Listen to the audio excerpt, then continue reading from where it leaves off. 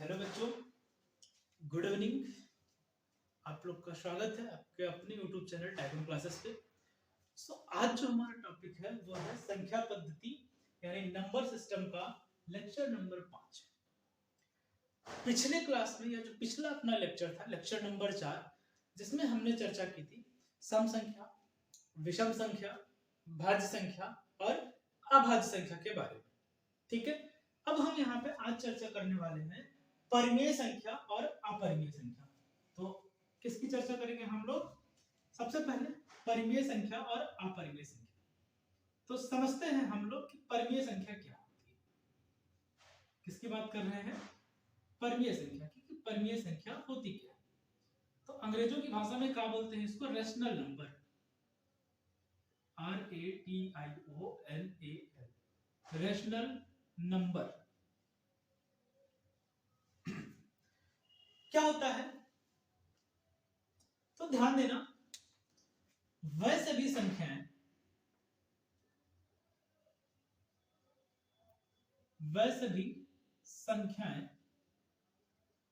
जिन्हें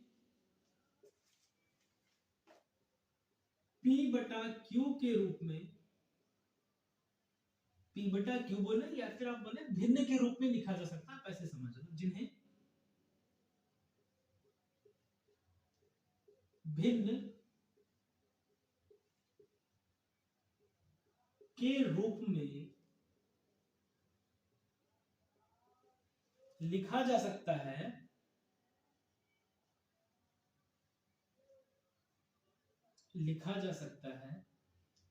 परिमेय संख्या कहलाती है। अच्छा, एक चीज और यहाँ पे ऐड कर लेना, जिसका हर, एक ऐसी भिन्न संख्या लिखो जिसका हर शून्य ना हो।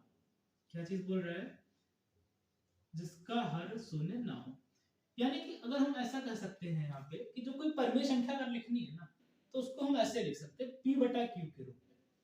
अगर ऐसा लिखते हैं जहां पे जो Q है ना वो 0 के बराबर नहीं होना चाहिए, P बटा Q के रूप में हम लिख सकते हैं जहां पे Q 0 के बराबर नहीं होना चाहिए, तो इसको हम क्या बोलते हैं?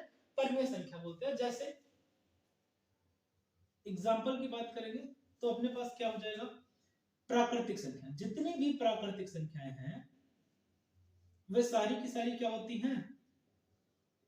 अपने पास परिमेय संख्याएं होती हैं। जैसे एग्जांपल मान लो आपने लिखा 5, तो कोई भी संख्या है उसके नीचे आप बटे के नीचे 1 लिख सकते हो।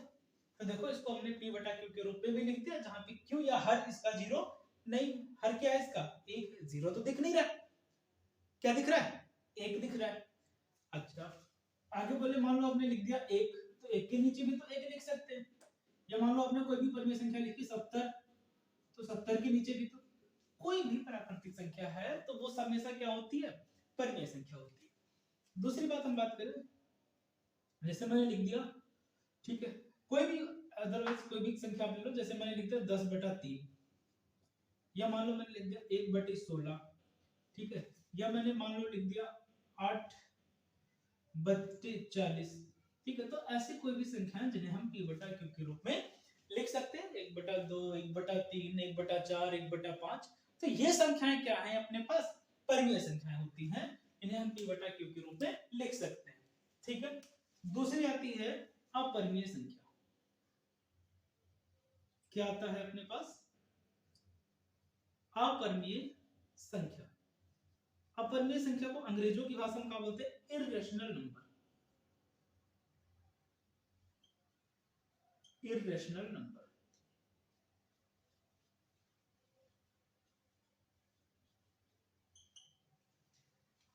तो देखो यहाँ पे क्या लिखेंगे आप? डेफिनेशन ध्यान से सुनो, मैं लिख नहीं रहा हूं, क्या लिख दिया जाए? चल लिख देते हैं। जिन्हें P बटा Q के रूप में नहीं लिखा जा सकता। क्या बोल रहा है? जिन्हें P बटा Q के रूप में नहीं लिखा जा सकता।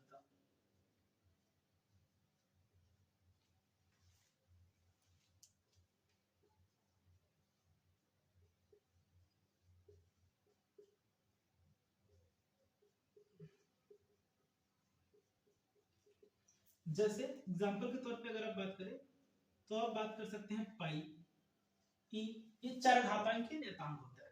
ठीक है, चरघातांकीय नियतांक होता है। इसके अलावा आप बात करें अंडर रूट 2, √3, √5, तो ये सभी संख्याएं क्या है, अपरिमेय संख्याएं होती है।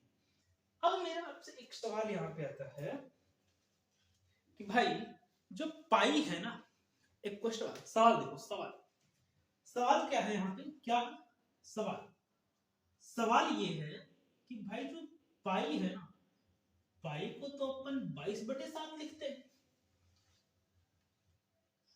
लिखते हैं ना, पाई को तो हम 22/7 लिखते हैं,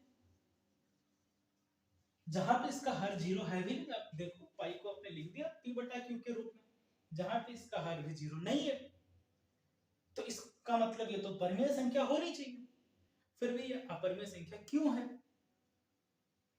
आपको बता तो दिया जाता है अपरिमेय संख्या जैसे पाई √2 √3, लेकिन क्यों है भाई? भाई इसको तो हम लिख सकते हैं ना, पाई को 22/7, यही मान होता है ना पाई का, 22/7, इसका हर भी जीरो नहीं है, देख लो p/q, जहां पे q जीरो ना हो, 22/7 लिखा, 7 जीरो के बराबर तो है नहीं, तो 7 जीरो के बराबर नहीं है, इसका मतलब हम ये p/q के रूप में लिखा है ना, तो फिर तो ये परिमेय संख्या होनी चाहिए। तो जब ये परिमेय संख्या होनी चाहिए तो ये ऐसा है क्यों? फिर समझने वाली बात है ना, फतेह की बात है। तो चलो आगे हम लोग इसका आप लोग स्क्रीनशॉट लेंगे और लिखेंगे, फिर हम लोग आते हैं इनके जवाब पे, इसका जवाब क्या होगा। तो आप लोग स्क्रीनशॉट लेंगे 1 2। चलिए अब हम लोग देखते हैं अपने सवाल का उत्तर। सवाल का उत्तर समझने से पहले इतना तो मान के चलते हैं कि भाग सबको आता होगा, तो हम यहाँ पे कुछ भाग करेंगे। क्या करेंगे? कुछ भाग करेंगे। जैसे मान लो हमने लिखा एक तो 1/16 पहला, दूसरा यहाँ पे मैंने ले लिया मान लो 1/3, छोटा छोटा ले लेना है, या मान लो चलो 10/3 ले लिया, और तीसरा पर्सन मैंने ले लिया है वही अपना 22/7। और अब समझना शुरू करते हैं कि ऐसा क्यों है कि भैया उसे हम p/q के रूप में लिख भी रहे हैं, लेकिन फिर भी वो क्या नहीं हो रहा है, परिमेय संख्या नहीं है। ठीक है, तो देखते हैं क्या होगा, क्यों हो रहा है, समझना थोड़ा सा मेरी बातों को ध्यान से, इधर ध्यान देना, इधर। चलो तो यहाँ पे क्या कह रहा है कि भैया 16 से ना आप 1 को डिवाइड करो, क्या करो, 1 को डिवाइड करो, तो 16 को 0 बार जाएगा, 1 बचेगा, आप डेसिमल लगाओगे यहाँ पे 1 0 बढ़ा, फिर से 0 बार जाएगा कि 10 तो कटेगा नहीं, 10 बचा, दशमलव लगा है 0 का, 16 पंचे 80 और 16 छक्का 96, कितना बचा, आप कहोगे सर जी 4 बचा, दशमलव लगा है 40 हो जाएगा, 16 दूना 32, 8 बचा 80 हो गया, 16 पंजे 80। यानी अब आप देखो, जब आप 1 को भाग दे रहे से 16 से, तो आपको वैल्यू मिला 0.0625। अब ये भाग यहाँ पे आपके रुक गया ना, पक्की बात। तो जब ये यहाँ पे रुक गया, क्या इससे ज्यादा ही आगे जाएगा? तो आपको आगे नहीं जाएगा, क्योंकि यहाँ पे तो कुछ बचा ही नहीं, सब खत्म है। ठीक बात है। दूसरा बात, अच्छा इसमें लॉजिक क्या है, अभी लॉजिक समझना। दूसरा क्या है, 3 से भाग देना है 10 को, तो 3 त्रिक का 9, 1 बचा, दशमलव लगाओगे 0, 3 त्रिक का आप कहोगे 9, 1 बचा 0, 3 त्रिक का। तो आप यहाँ पे आप एनालिसिस करके देख लो कि भैया आप ऐसे इसको भाग देते चले जाओगे और ये कभी खत्म होने वाला नहीं है। ये वाला आकर के यहाँ पे खत्म हो गया, ये भाई साहब कहीं खत्म होने वाले नहीं। लेकिन एक चीज इसमें कॉमन है, कॉमन ये है कि भैया दशमलव एक ही अंक बार बार आ रहा है। क्या हो रहा है? एक ही अंक बार बार आ रहा है। तो जब एक ही अंक बार बार आता है, बार बार उसकी पुनरावृत्ति होती है, तो हम उसको क्या बोलते हैं, अभी बताएंगे। ठीक है। और थर्ड टाइप का आप देखो, 7 से जब आप डिवाइड करोगे 22 को, तो देखो आपको क्या मिलेगा, 7 त्रिक आपको 21, सही बात है, तो दशमलव लगाओगे 0 बढ़ेगा, 7 एकम 7, 2 बचा 20 हो गया, हो जाए 21, 1 बचा, 10 से 3 बचेगा, सॉरी फॉर दैट यार, 10 से 7 जाएगा, 3 बचा, 7 चौके 28, 2 बचा 20 हो गया, 7 दूनी 14, 6 बचा 7 हुआ, 7 बटे 56, 4 बचा 40 हुआ, 7 बचे 35, 5 बचा 50 हो गया, ठीक है। और फिर 7 सता 49, तो आप ऐसे फिर 10 हो जाएगा, 7 इकन्ना 7। तो आप यहाँ पे फिर देखो ये ऐसे चलता चला जाएगा, ये भी कभी खत्म होने वाला नहीं है, ठीक है ना, समझ रहे बात को आप लोग। तो भैया यहाँ पे महसूस करने में क्या लग रहा है, देखो आप एनालिसिस करके, क्या एक है जो बेचारा आकर के यहाँ पे रुक गया, तो ऐसा अगर कोई भिन्न है और ऐसे भिन्न को अपने प्रसार किया, तो ये दशमलव के रूप में आपने चेंज किया, किस फॉर्म में चेंज किया, दशमलव के फॉर्म में। तो ऐसे भिन्न को जो आगे चल करके रुक जाते हैं, शांत हो जाते हैं, इनको बोलते हैं शांत दशमलव प्रसार। क्या बोलते हैं इनको, शांत, ये आप लोग 9th की मैथमेटिक्स में पढ़ते हैं, शांत दशमलव प्रसार। ये जाकर के यहाँ पे रुक गया, क्या हुआ, जाकर के यहाँ पे रुक गया, शांत हो गया, एकदम चिल मार के बैठ गया, अभी इससे आगे नहीं जाएगा। अच्छा, ये कभी नहीं खत्म होने वाला है और ये भी नहीं कभी खत्म होने वाला है, तो इनको हम लोग बोलते हैं, ये दोनों क्या है, अशांत है, कभी खत्म नहीं होंगे, ये कभी चुपचाप बैठेंगे ही नहीं, और जो कभी चुपचाप बैठेंगे नहीं, ऐसे चलते चले जाएंगे, चलते चले जाएंगे, कभी चुपचाप बैठ ही नहीं रहे। तो जब चुपचाप नहीं बैठ रहे तो वो क्या होंगे, अशांत दशमलव प्रसार होंगे, क्या होंगे, अशांत होंगे। लेकिन अब इसमें भी दो चीजें हैं, तो अशांत में भी क्या है, एक जो भिन्न है ये वाला, इसमें एक ही अंक की पुनरावृत्ति बार बार हो रही है, क्या हो रहा है, एक ही अंक की या अंकों के समूह की पुनरावृत्ति बार बार होती है। तो जब ऐसा कोई भी भिन्न दिखेगा तो उसे हम बोलेंगे है तो अशांत, ठीक है ना, लेकिन इसको नाम देते हैं अशांत आवर्ती। आवर्ती का मतलब क्या होता है, जब कोई चीज बार बार रिपीट होती है, ठीक है, अशांत आवर्ती दशमलव प्रसार, प्रसाद नहीं प्रसार, ठीक है, क्या नाम देंगे इसको, अशांत आवर्ती दशमलव प्रसार, प्रसार, ठीक है ना, प्रसाद नहीं।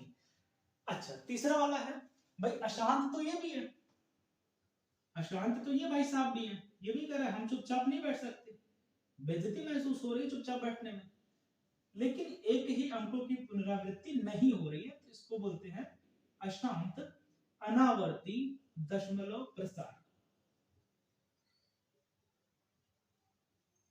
तो अब यहां से थोड़ा सा आपको आइडिया लगाना है, आपको आइडिया थोड़ा सा अब लगेगा कि भैया परिमेय और अपरिमेय संख्या, एक्चुअल डेफिनेशन आपको मैं यहां पे जिक्र करूंगा परिमेय और अपरिमेय संख्या की। तो वैसे भी दशमलव प्रसार या वैसे भी भिन्न संख्याएं जो या तो शांत दशमलव प्रसार है या तो अशांत आवर्ती दशमलव प्रसार है, इनको हम लोग परिमेय संख्या की कैटेगरी में रखते हैं, ठीक है, इनको क्या करते हैं, परिमेय संख्या की कैटेगरी में ले जाते हैं। मतलब अगर कोई शांत दशमलव प्रसार है और कोई, अब आपको कोई भी भिन्न संख्या दे दी जाए और उसको डिवाइड करते चले जाओ, 7 बार 8 बार 9 अंक तक लेकर के जाओ, और देखो यार एक ही अंक बार बार रिपीट ना हो रहा हो या खत्म भी ना हो रहा हो, तो वो क्या है, अशांत आवर्ती प्रसार है।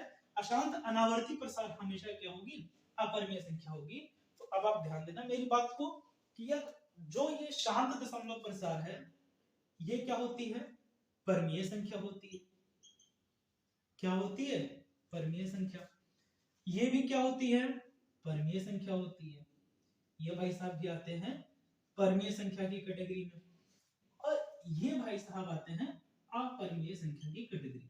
किसमें, अपरिमेय संख्या की कैटेगरी में। हालांकि मैं आपको बता दूं कि ये एक्यूरेट वैल्यू नहीं है पाई की, ठीक है, पाई की वैल्यू आप लोग गूगल कर सकते हैं, वहां पे आप डालेंगे पाई की वैल्यू, ठीक है ना, what is the value of pi, आपको निकल के आएगा, ये नियरेस्ट वैल्यू है, पाई की जो एग्जैक्ट वैल्यू होती है उसके नजदीकी मान है ये, इसलिए इसको हम लोग कैलकुलेट करते हैं या इसका इस्तेमाल करते हैं। बट ये पाई का वास्तविक मान नहीं है, पाई का वास्तविक मान ये नहीं है। आप लोग गूगल करेंगे, बट ये क्या है कि पाई की नियरेस्ट वैल्यू है, जो पाई का मान होता है उसके नजदीक है, उसके समीप है एकदम। तो हम लोग फिर इसको मान के चलते हैं, हाँ यार ये ठीक है, ये पाई का मान है, मान के चलते हैं। बट एक्चुअल में this is not the exact value of pi. उम्मीद करते हैं आपको इतनी बातें समझ में आई होंगी। तो 2-4 एग्जांपल्स और हम लोग करेंगे और उसके बाद वीडियो को समाप्त करेंगे। ठीक है, तो आप लोग स्क्रीनशॉट लेंगे 1 2 3। चलो एक दो एग्जांपल देखते हैं। ठीक है, जैसे मैंने कहा 1/7 एग्जांपल क्या है अपने पास 1/7 है। ठीक है, तो 1/7 की अगर हम बात करेंगे तो क्या होगा, देखो भाग दे करके देखो 7/1। ठीक है, तो 0 बार लेकर के जाओ, दशमलव लगाओगे 10 हो जाएगा, 7 × 7 कितना बचा 3 बचेगा। ठीक है, 30 हो जाएगा, 7 चौक 28। ठीक है, 2 बचेगा 20 हो जाएगा, 7 दूनी 14, 6 बचा 60 हो गया, 7 8 56, 4 बचा 40 हो गया, 7 5 35। तो यहाँ पर भी आप महसूस करके देखें यार, ना तो ये खत्म हो रहा है फिर 50 हो जाएगा, 7 7 49। तो यहाँ पर भी देखो ये ना कट रहा है ना ये खत्म हो रहा है। तो 1/7 भी क्या है अपने पास अशांत अनावर्ती प्रसार है। क्या है, अशांत अनावर्ती प्रसार या दशमलव प्रसार। ठीक है, तो अशांत अनावर्ती है, तो ये भी क्या है आपके पास अपरिमेय संख्या है। क्या है, अपरिमेय संख्या है, परिमेय नहीं, क्या है अपरिमेय संख्या है। ठीक है, बात समझ में आ रही थोड़ी सी। अच्छा चलो ये 1/7 हो गया। और भी आप एग्जांपल्स लेना चाहो तो आप ले सकते हो, जो भी आपको आपका इरादा हो। ठीक है, जैसे मान लो हमने कह दिया 15 रहने दो, मान लो मैंने कहा 16, चलो 17/7 ले लेते हैं। क्या ले लेते हैं 17/7। ठीक है, दूसरा एग्जांपल, तो 7 से 17 को डिवाइड करना है, तो 7 दूनी 14। ठीक है, वो तो बात बराबर मेरे को लग रही है, 3 बचेगा। ठीक है, दशमलव लगाओगे 0 हो जाएगा, 7 चौको 28, फिर 2 बचेगा 20, 7 दूनी, फिर आप देख लो यहाँ पे करके 60 होगा, 7 5 7 8 56, 40 होगा, 7 5 35, ये भी चलता चला जाएगा आपका। ठीक है ना, ये भी क्या होगा चलता हुआ चला जाएगा। तो ये चीजों में आप लोग थोड़ा सा ध्यान रखेंगे, हर एक भिन्न संख्या आपकी परिमेय संख्या नहीं हो सकती है। ठीक है, तो इसको आप ध्यान देंगे। और हम जो अगली कल जो लेक्चर नंबर अपना 5 होगा, one of the most important lecture of this chapter, बहुत इंपॉर्टेंट चैप्टर है, क्योंकि वहां पे हम देखेंगे अगर हम जैसे मान लो आपको बोल दिया ये बताओ 1 से लेकर के 100 तक की संख्या को का योगफल, 1 से 100 तक की संख्या का योगफल क्या होगा। चलो आपने बता दिया, आपसे बोल दिया ये बताओ 1 से 500 की संख्या का योगफल, कैसे बताएंगे, क्या 1 से लेकर के 500 तक लिखेंगे फिर बैठ के जोड़ेंगे। ठीक है, ऐसे क्वेश्चन से मान लो आपसे बोल दिया कि भैया ये बताओ 1 का स्क्वायर प्लस 2 का स्क्वायर, या आपसे बोल दिया ये बताओ 1 से लेकर के 10 तक की संख्याओं के वर्गों का योगफल। आप 1 का स्क्वायर निकालो, 2 का, 3 का, 10 तक का स्क्वायर निकालो, फिर उनको बैठ के जोड़ोगे। तो इन सब के साथ ट्रिक्स के साथ आएंगे, बढ़िया से हम लोग क्वेश्चंस अच्छे क्वेश्चंस करेंगे।